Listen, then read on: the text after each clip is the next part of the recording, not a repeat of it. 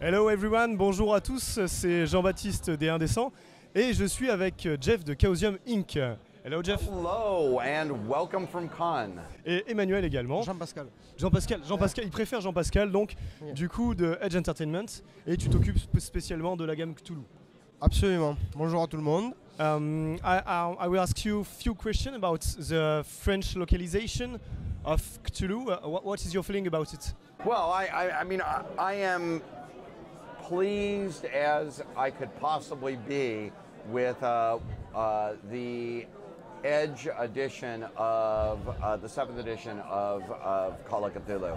I've been working a lot with Sandy Julian, who has been the lead translator, and the degree of care that he has taken to make sure that he is understanding the concepts behind the English text so that he can do a good French edition has frankly been the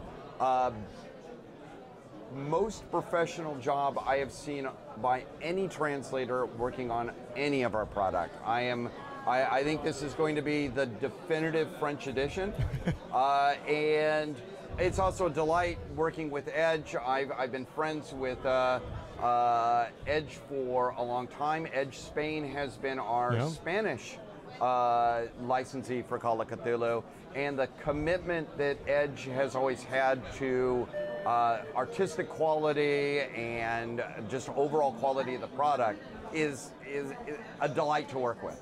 Okay. So I feel very good about it. So it's a great time for Cthulhu in France. And can you talk about the initiation box of Cthulhu here?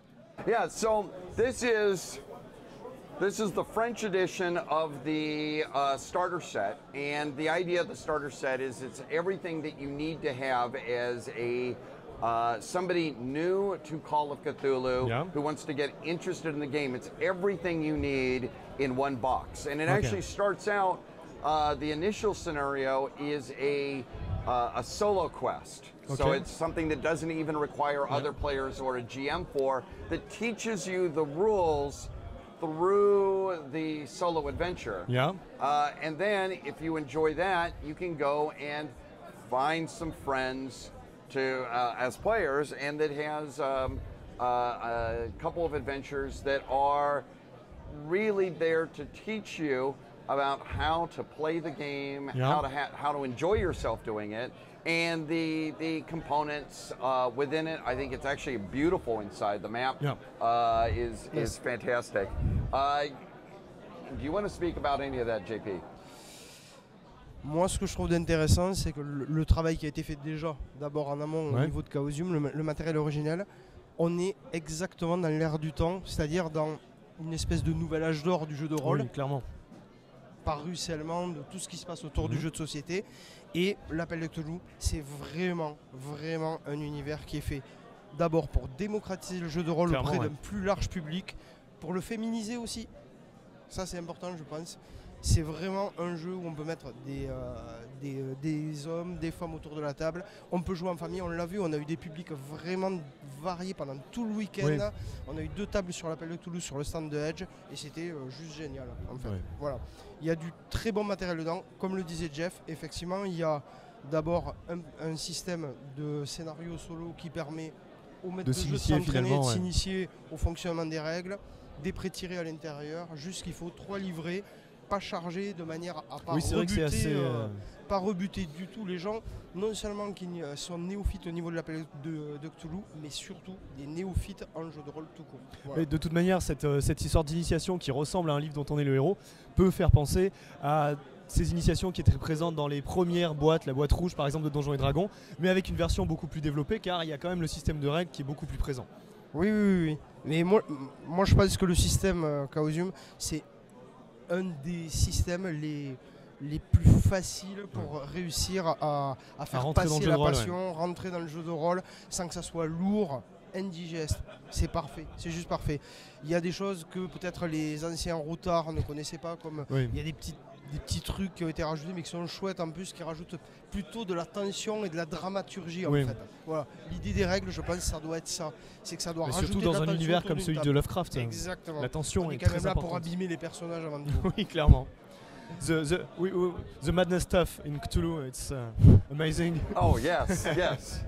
And you know, one of the really fun things about working with Edge at this point in 7th edition is they're being able to do the bring to the French market the new material that has been coming out for Call of Cthulhu, like for instance Berlin, which is one of my favorite books that we have put together. It's absolutely amazing Call of Cthulhu campaign, and it's wonderful to be bringing the Berlin of the 1920s to life in all its horror and weirdness. Ouais. En fait, c'est vraiment Berlin la dépravée en français, donc chez Edge. C'est un des tout prochains suppléments qui vont arriver, puisque là, il va y avoir les... On a la boîte d'initiation, mais il y a 2 livres de règles qui vont arriver. Le guide de l'investigateur, le guide du gardien des arcanes, et on aura un écran avec scénario. À côté de ça, de suite directe, on va avoir une toile de fond, Berlin, République de Weimar, avec la montée en puissance des ombres que représentent les nazis, mais pas que évidemment. Et franchement, ce qu'il disait tout à l'heure, moi je tire mon chapeau à Sandy Julien, le traducteur. Qui a fait un super boulot. Je suis en train de regarder par-dessus ce qui a été fait. Et franchement, c'est incroyable la captation de l'essence du texte. C'est incroyable. Voilà, il a fait un boulot génial. Les gens jugeront, mais en tous les cas, c'est vrai qu'en termes de... Il s'est approprié le texte en français plus qu'il ne l'a simplement traduit. C'est incroyable. Sandy was not only diving deep into the historical references and literary references behind the book with David Larkins, who is the lead writer, and I on the translation, but also, you know, was trying to get into our head in... we ended up with this long discussion about the Berlin period of David Bowie and the Lou Reed's Berlin album, and to what extent that played a role in the writing of it. And the answer is it played actually a big role for both of us in this. But it was amazing working with a translator who had that degree of attention to detail. So what comes out, and one thing that people often don't really realize, but a translator is a new writer. I mean, when you translate a book, you're not doing what Google did, which is just converting words to a convenient words. A good translator rewrites the book. And this is one of the attention that Edge is giving to these books is really what a translator's duty of care should be, and I'm amazed and impressed. Un traducteur se doit d'être un auteur aussi, et je pense que sans faire de cocorico, de patriotisme exacerbé, c'est pas le propos. En tous les cas, je pense qu'en particulier en français, avec la langue de Molière, on se doit de proposer quelque chose de qualitatif, vraiment de fin. Voilà, je pense qu'il y a un cadre littéraire à respecter lorsqu'on propose une toile de fond, lorsqu'on propose des histoires. Les gens veulent rentrer dans l'histoire, on doit les faire rêver, on doit les accompagner avec le texte. C'est l'idée en tous les cas qu'on se fait sur le travail que doit tenir un traducteur. Et une fois de plus, Sandy et Mathieu, son correcteur, font un boulot excellentissime. D'accord. Voilà. Nice. Could you tell us about the French touch that will go about Cthulhu role-playing game, the French creation? Well, I mean, one of the things that we've looked when we've been rebuilding and relaunching Call of Cthulhu, we really looked at how the French publishers and Spanish, let's be fair, and Spanish publishers, our good friends Edge Spain, but how books are put together and the attention to the visual element of games. And this is something that I think that the French publishers really excel at doing is the care to make sure that the art throughout the book is not just functional and helps explain part of the story, but also is part of why you buy the book in the first place. It's beautiful art, wonderful cartographer, and of course,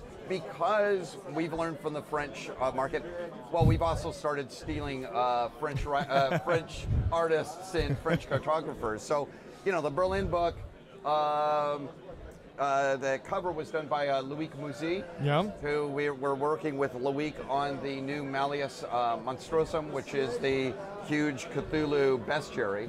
And so we have it. That's going to hopefully look very much like a French book. And I like to think we make JP's job pretty easy in that they don't have to. Thank you. They don't have to raise the standard of our books to make it acceptable. I like to think that we've learned from Edge and other publishers here in France on really how to do a book that you know would not look wrong in this place. Okay.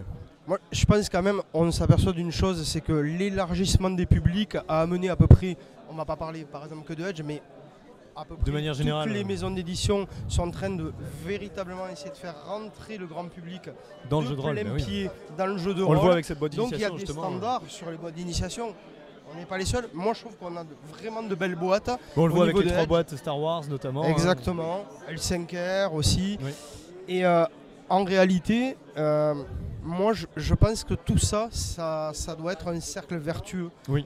Voilà. On a beaucoup à apprendre les uns des autres et petit à petit, eh bien, la qualité va monter parce qu'on apprend tous les jours de toutes les façons. Il faut être humble par rapport à ça. Voilà. I mean, a good example of a book that we did that's also coming out in France with Studio Dead Crows, the new RuneQuest line is very much what I was trying to do is learn from French design on how to put the art together, but then also give it a much more American twist on it. So if you look at the way that book is laid out, it's kind of a hybrid of French aesthetic sensibilities with American layout style.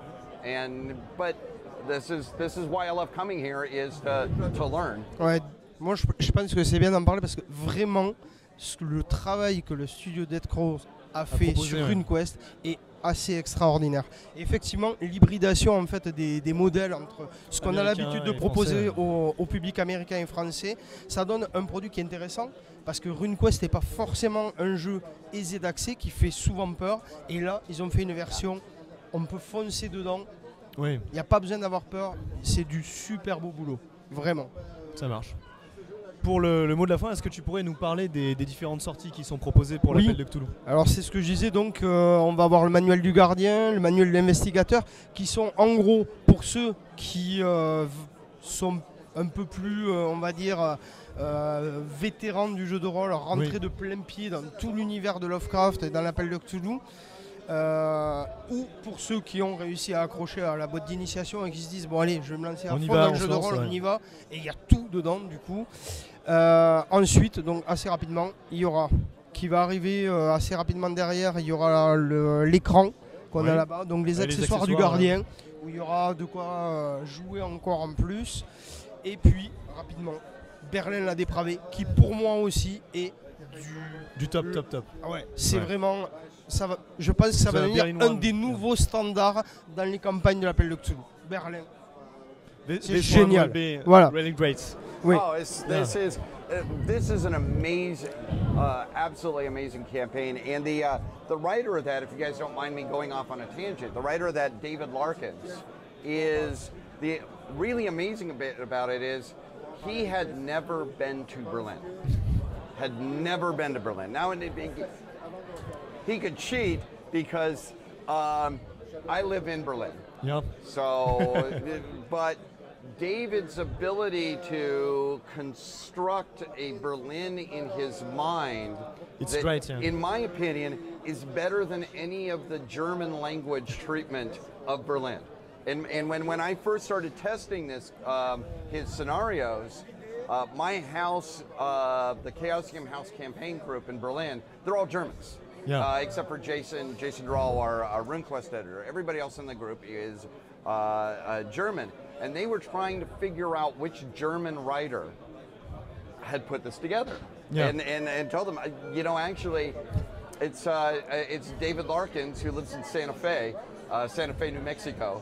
And David is, his main job at Chaosium, he's the Pendragon line editor. Yeah. But he also writes with RuneQuest, and an unbelievably talented writer. And I actually don't think a German could have written this. He catches the spirits of the Berlin. Yeah. C'est vraiment, c'est vraiment une vision très particulière de Berlin. Et mais la force de l'écriture originale, comme celle de la traduction de Sandy, c'est de nous y faire rentrer dedans, de nous happer dans la toile de fond avant même d'avoir attaqué la campagne, qui une fois de plus, pour moi, va rester une des grandes campagnes au niveau de l'appel de Cthulhu. Et ça donne envie en fait de développer plein de fils rouges qui nous laissent comme ça plein de narrations sa propre campagne adaptée. Et c'est un des principes que j'aime beaucoup aussi sur le supplément suivant, Reign of Terror, le règne de la terreur, qui se passe durant la terreur, durant la Révolution française, qui reprend un personnage iconique d'une ancienne campagne, donc qui va parler aux vétérans, qu'on peut user presque comme une espèce de flashback autour de ce personnage-là. La Némésis qui suit les joueurs peut-être d'un point de vue généalogique même. Voilà, de manière plutôt achronologique du coup, mais et puis qui est une superbe campagne tout court avec plein de pistes pour pouvoir développer ses propres histoires durant la Révolution française. D'accord. C'est top aussi. Tout ça, on va essayer d'étayer un calendrier propre à cette année. D'accord. Et on continuera ensuite ce qu'on appelle la trend, c'est-à-dire le suivi de la gamme, bien évidemment.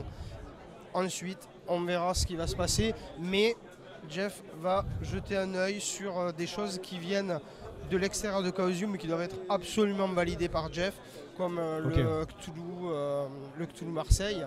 Cthulhu Marseille, voilà. Oui, il y a une version française là, justement. Il y a de l'écriture au niveau français qui se prépare. Ça marche. Et ça, c'est chouette. So, thank you for all of this information about the Cthulhu role-playing game. And I guess we'll meet another time. At another FIJ. Fantastic, and thank you so much. It's been a great interview. Thank you. Thank you. Ciao, c'était JB Descend. À très bientôt. Au revoir.